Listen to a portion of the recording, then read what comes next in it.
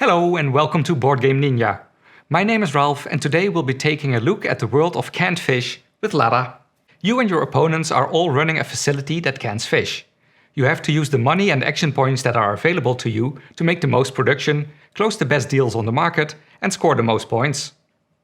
Lata is a game for 1 to 4 players, will take 20 to 45 minutes and is suited for players from the age of 10. The game is played over 6 rounds, but before we look into those, I will show you the setup.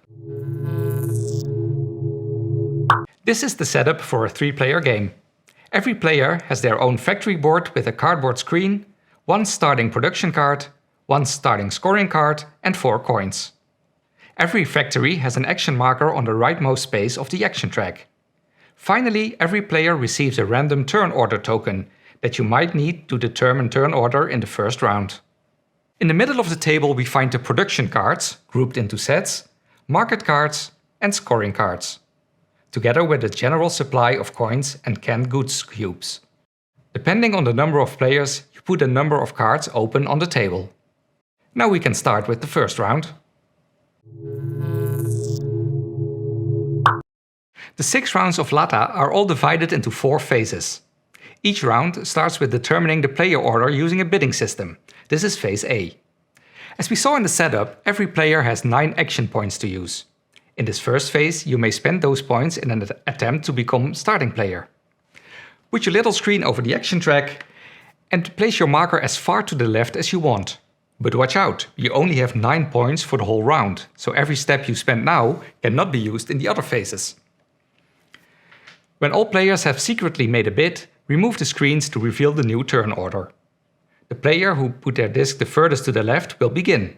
The player with the rightmost disc will be last. In case of a tie, you use the turn order tokens to break it. Once all positions have been determined, redistribute those tokens according to the new player order. In phase B, you will assemble your production line. Starting with the first player, everyone will pick a set of cards. A set can contain either 1 or 2 cards that show 1 or 2 production goods each.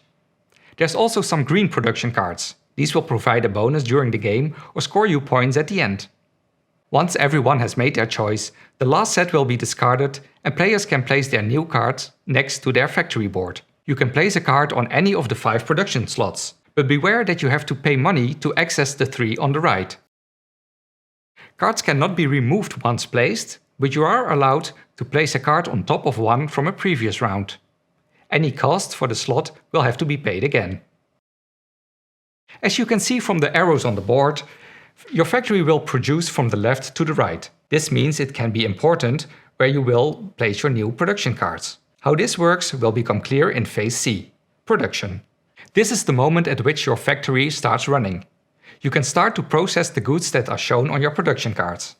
There are 3 different products you can make. Sardines, represented by the silver cubes, sardines in tomato sauce, the red cubes, and mackerel in olive oil, yellow cubes.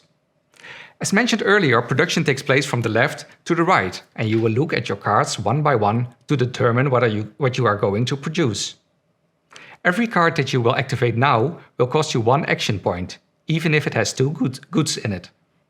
You are never obliged to activate a card.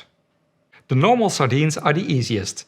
If you encounter a sardine on your production line, you can place 1 silver cube on it to show that you have produced 1 can of sardines. The sardines in tomato sauce and the mackerel in olive oil work a bit differently. For those products you need 2 resources, the fish itself and the sauce or oil. For this there is 1 golden rule. You can place a colored cube on the resource as long as you have the corresponding resource still available further on in the line. This can be on the same card, you process the goods from top to bottom, or on another card to the right of the current one. In this example we have all the ingredients for sardines in tomato sauce. First we see our starting card with 1 sardine symbol. As we have tomatoes available further down the line, we can place a red cube on the sardine, indicating we have produced sardines in tomato sauce. Of course, we could also have chosen to just produce a silver cube. Next we encounter the card with the tomato.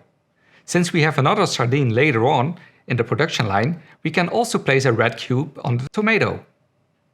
Finally, we get to the last sardine. There's no more tomatoes to the right of this card, so we cannot produce this fish with the sauce. However, we can still put a silver cube on it to indicate we produce a basic can of sardines here. As you see, we could use the tomato twice in this example, and this shows why it is important to think about the order of your production cards in phase B. Please note that the mackerel on its own doesn't produce anything without olive oil, and that every card that you activate will cost you 1 action point. Once you have finished your production, you can start selling at the international market. The market cards in the middle of the table show the demand. To sell, you simply place one of your available cubes on a card that shows the same color. You can ship multiple cubes in this phase, and you can trade with different markets. Furthermore, you don't have to fill a market card in one go. However, you need to spend action points to deliver cubes to the cards. In the bottom left corner of every market card, you will find the cost. You will only have to pay this once per card per round, even if you ship more than one product to a card. For every cube that you deliver, you will receive a number of coins as indicated on the right side of the card. Whenever you place the last requested product on a card, you can take the card and put it next to your factory board. The cubes go back to the supply, but the flag can earn you points at the end of the game. If you don't see anything interesting on the market in this phase, you are allowed to pay 1 action point to add a new card to the market. You can only do this once per round. When you finish this phase, you can keep all the silver cubes on the basket on your factory board to use them in later rounds. Yellow and red cubes, however, are lost if you don't sell them. When all players have finished phase C, you will proceed to phase D. Now you can spend your hard-earned money. In player order, everyone can purchase a maximum of 1 scoring card. These will cost you 2 or 3 coins and can score you points at the end of the game. For example, for different flags or the composition of your production line. In phase D, you can spend 1 coin per round to add a new scoring card to the offer. Once all players have made their choice, the round is finished. You can prepare for the next round by turning new cards open. Place your action marker to the rightmost position of your action track. Please note that the production cards that weren't chosen by the players are discarded, whereas market and scoring cards stay on the table. This means that a fixed number of production cards is available each round. When the stack of these cards is empty, this indicates you are playing the last round. After the final round, all players will add up the points they have earned with their scoring cards. For example, score 2 points per tomato symbol in your factory, whether it is visible or not.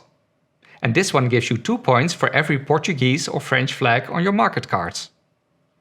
Add up all the points and the player who has scored the most wins.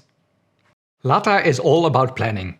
How do you assemble your production line? How do you get enough money to buy scoring cards? And above all, how do you spend your action points?